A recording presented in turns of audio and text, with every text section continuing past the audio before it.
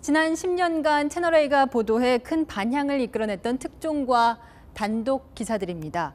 이 중에서도 특히 사회적 파장이 컸던 특종 보도 현장, 지금은 어떤 모습일까요? 오늘부터 4주간 매주 하나씩 전해드리겠습니다. 먼저 33년간 전국을 공포에 빠뜨렸지만 영원히 미제 사건으로 남을 뻔했던 이춘재 연쇄살인 사건입니다. 2년 전 채널A의 최초 보도로 진범이 드러났죠. 이 사건을 집중 취재한 이다혜 기자가 다시 가봤습니다. 이춘재는 1986년부터 1991년까지 이 일대에서 부녀자들을 상대로 범행을 저질렀습니다. 아파트 단지가 들어서면서 범행 현장의 모습은 찾아볼 수 없는데요. 피해자들은 여전히 당시의 악몽에서 벗어나지 못하고 있습니다.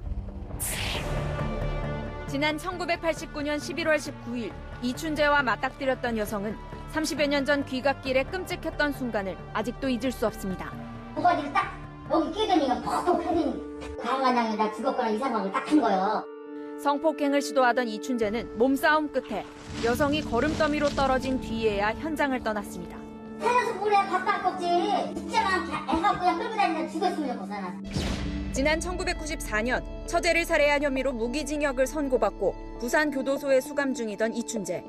연쇄살인 사건 증거품에서 나온 DNA가 자신의 것과 일치한다는 사실을 통보받고는 그동안의 범행을 털어놨고 채널A는 이 같은 사실을 최초로 보도했습니다.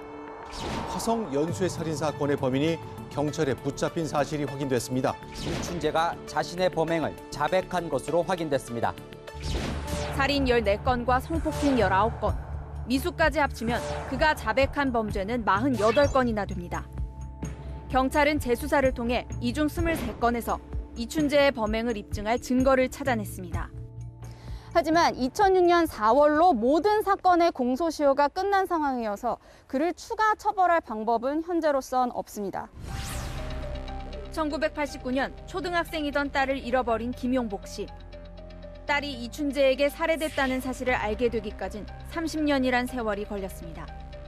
그 긴 시간 동안 시신은 물론 유류품조차 찾지 못했던 이유는 당시 형사계장이 부실 수사 논란을 피하기 위해 딸의 시신을 숨기고 증거를 인멸했기 때문이었습니다.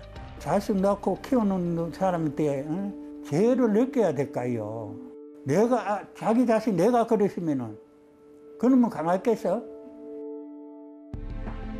8차 사건의 범인으로 몰려 20년간 억울한 옥살이를 했던 윤성여 씨.